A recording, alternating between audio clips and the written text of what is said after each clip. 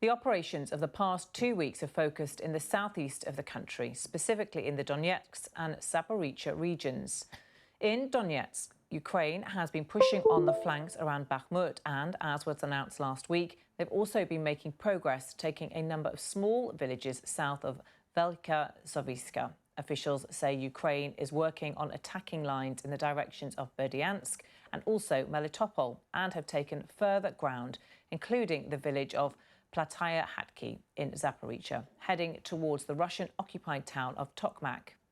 A BBC team joined a Ukrainian army brigade as they sought to push eastwards beyond the recently regained village of Blahodatny. Our correspondent Quentin Somerville reports near Blahodatny.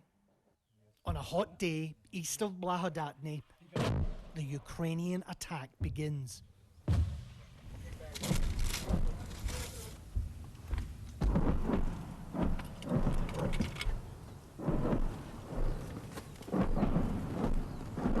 The air thickens with artillery and expectation. Ukrainian guns pound the Russian positions, and their enemy soon responds.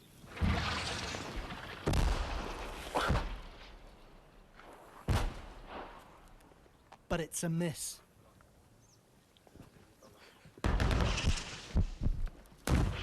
Yuri of the drone unit can't wait for the shelling to stop. The drones he's sending to enemy trenches carry grenades and smoke bombs. They lose as many as 5 of these a day. And there's more than just artillery to contend with. The Russian helicopters and Russian jets fire every day, every time. Go to shelter. Okay. Oh, good luck. Go every time. Every day, every time. Go to shelter.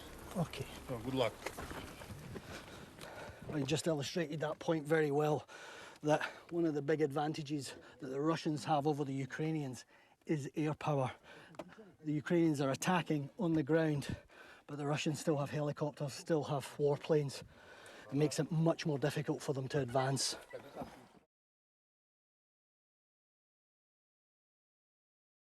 Joins me now from Dnipro. Quentin, welcome to you. What's your assessment of what we're seeing right now? Is this the main offensive, or do you think these are more like probing attacks? I think the main offensive is still some way away. That little section that you just played, we were on one tiny part of the front south of Velika Novoselka, outside the village of Blahodatny. And the Ukrainians that day were successful. They were attacking some Russian trenches, laying down smoke grenades. Their infantry vehicles, armoured infantry vehicles, were crossing minefields and attacking those Russian positions. It was a win for them that day, but very, very small in the grand scheme of things.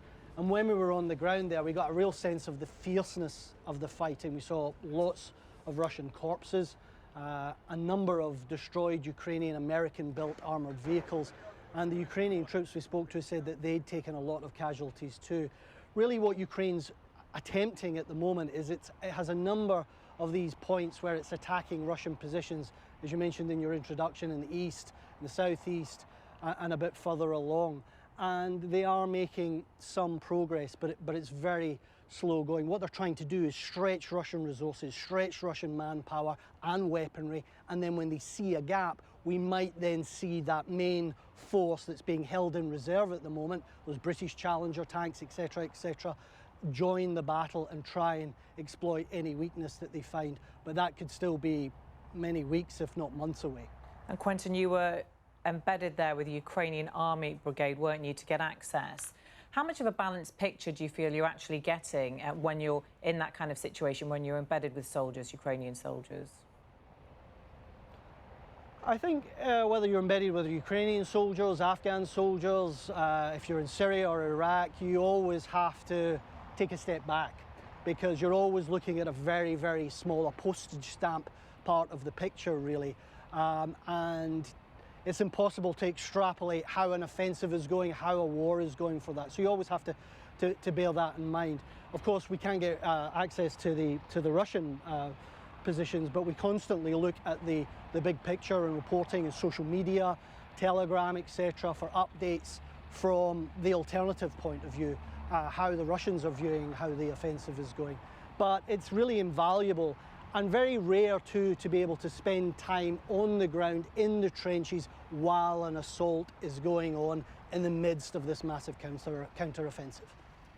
Quentin, analysts say, of course, what will determine the outcome of this war is which side can keep going the longest. And with that in mind, what are you seeing on the ground about the equipment that's available and what's coming through?